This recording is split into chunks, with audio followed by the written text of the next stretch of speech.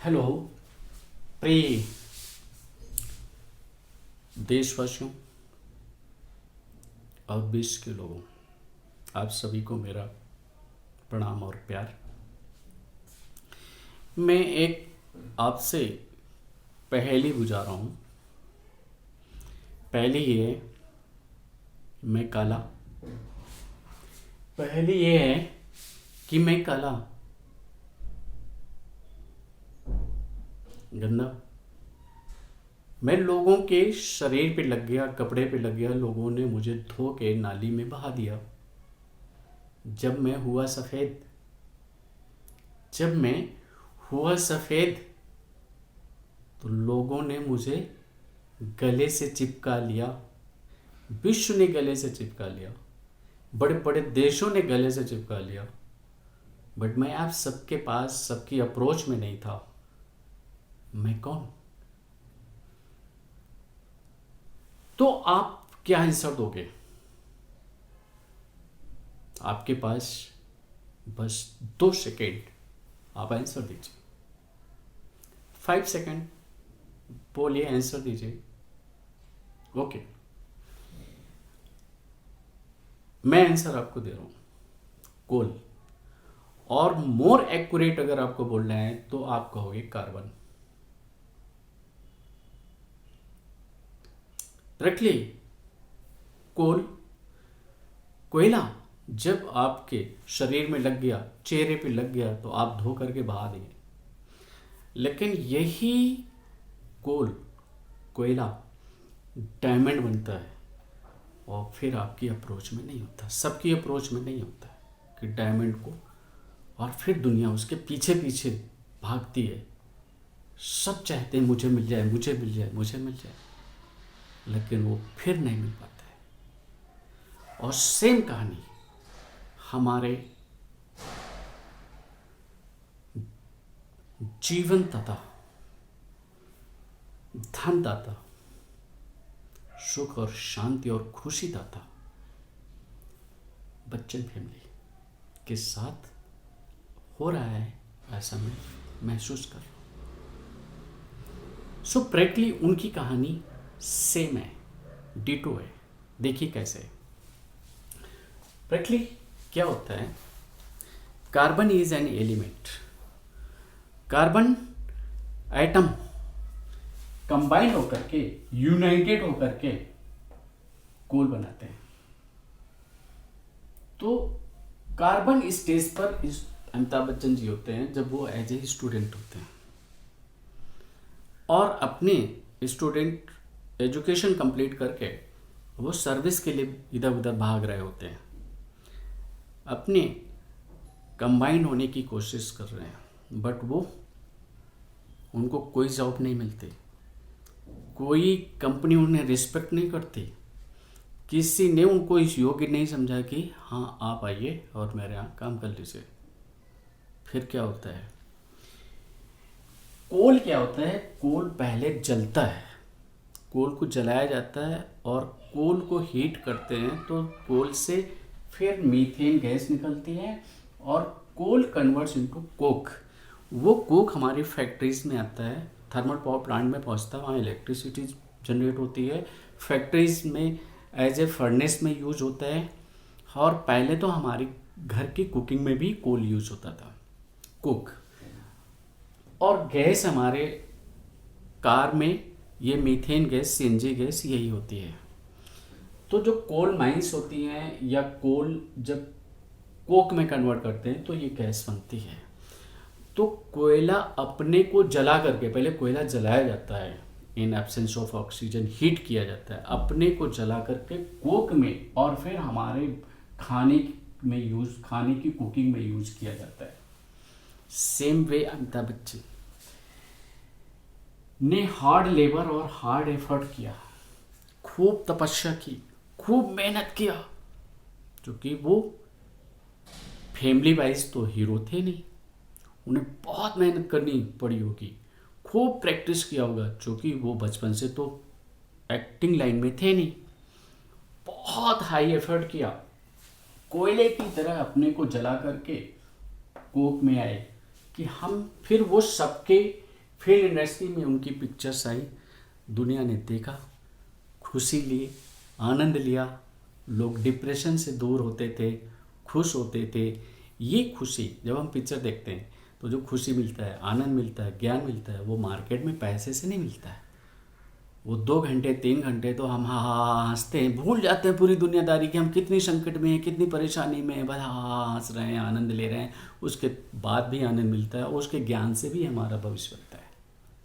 तो ये उन्होंने अपने को जला करके, अपनी खूब तपस्या करके कोल की तरह अपने को जलाया और लोगों को खुशियाँ दी। जैसे कोल खुद जल के कोक बनता है और कोक फिर हमें रोटी देता है, कुकिंग में यूज़ होता है, इंडस्ट्री में यूज़ होता है, वैसे उनकी लेबर, उनका एफर्ट हमें खुशी और आनंद देती। लेकिन लोगों ने रिस्पेक्ट उतनी नहीं करी। फिर क्या होता है, फिर कोल कन्वर्ट्स इनटू ग्रेफाइट। देखिए इसकी मैं थोड़ी नॉलेज आपको दे दूं। ये कार्बन है, कार्बन एटम मिल करके कंबाइंड हो करके कोल बनाया। कोल काफ़ी डेप्थ पे जा करके और pressure, due to pressure and temperature converts into graphite. और ग्रेफाइट फर्दर फिर और प्रेशर में और डेप्थ में जाता है तो ये ग्रेफाइट कन्वर्ट्स इनटू एस्फेटिक पत्थर। और एस्फेटिक फिर और डेप्थ में जाता है, वहाँ पर हाई प्रेशर और हाई टेम्परेचर जनरेट होता है और in a very long time asphaltic stone converts into diamond. ये अर्थ में ये कहानी होती है। तो अब सेकेंड स्टेज क्या है कि Amitabh Bachchan is in the age of 78 years, 78 साल के। 78 साल की एज में वो चाहे तो घर पे बैठे आराम से सोएं, बट इस एज में भी वो हमारे देश को ही नहीं विश्व को, भाई जहाँ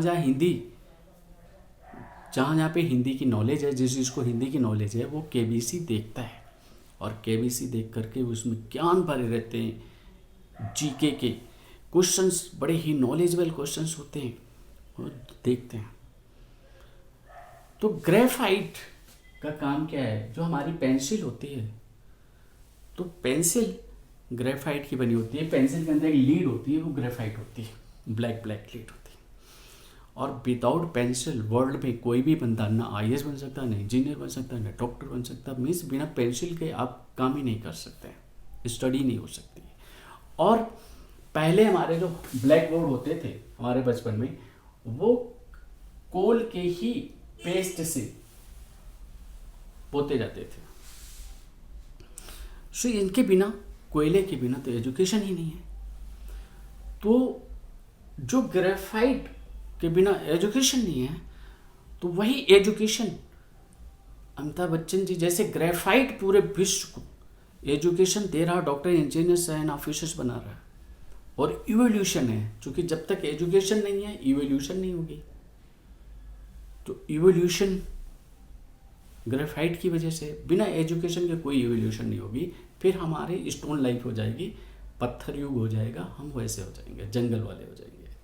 सो ये काम यहाँ पर अमिताभ बच्चन जी कर रहे हैं केबीसी के through.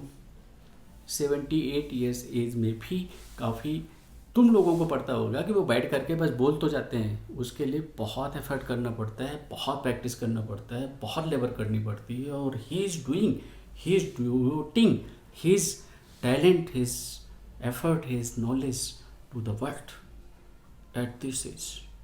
So in this way he is providing uncountable help to the world by KBC. Next is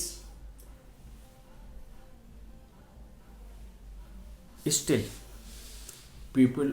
some people of the nation, I respect them and I request them, please apologize me if I am wrong. मैं उन देशवासियों से, विश्व के लोगों से जो Amitabh Bachchan, Jaya Bachchan, Bachchan family को क्रिटिसाइज कर रहे हैं, ब्लेम कर रहे हैं, उनसे मैं माफ़ी मांगता हूँ कि जो हमारे विश्व के लिए ऑक्सीजन का काम कर रहे हैं, लोग डिप्रेशन से जाकर के इनकी पिक्चर एक्टिंग देख करके खुशी से डिप्रेशन से दूर हो गए। कुछ लोग तो पिक्चर देख करके खुशी, भाई अब टेंशन, उनको मेंटल प्रॉब्लम आ गई तो अपना क्या पिक्चर देखते रहे, हंसते रहे, पिक्चर देखते रहे। लोगों ने, डॉक्टर्स ने कहा कि इन्हें पिक्चर दिखाओ, हंसी आनी चाहिए, इनको हंसी आनी चाहिए। वो अपना पिक्चर देख करके हंसते रहे, धीरे धीरे वो अपने दुख को भूल गए और मेंटल प्रॉब्लम से दूर हो गए।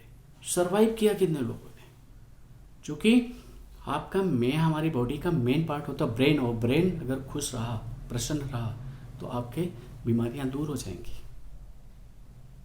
तो ये इन्होंने दिया, केबीसी के थ्रू हमें दिया। बट कुछ लोग क्रिटिसाइज कर रहे हैं।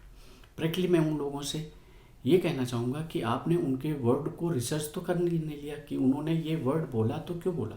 जो पूरे दुनिया को सुख दे रहे हैं, शांति दे रहे हैं, अपनी एक्टिंग से 78 ईयर्स में भी हम लोगों को एजुकेट कर रहे हैं, हम लोगों को प्रमोट कर रहे हैं, आगे बढ़ा रहे हैं, विश्व में नाम पैदा कर रहे हैं। उनको कोई वर्ड हमारे लिए खिलाफ, हमारे अनहित में नहीं हो सकते। हम उनके कोई भी शब्द हमारे अनहित में नहीं हो सकता।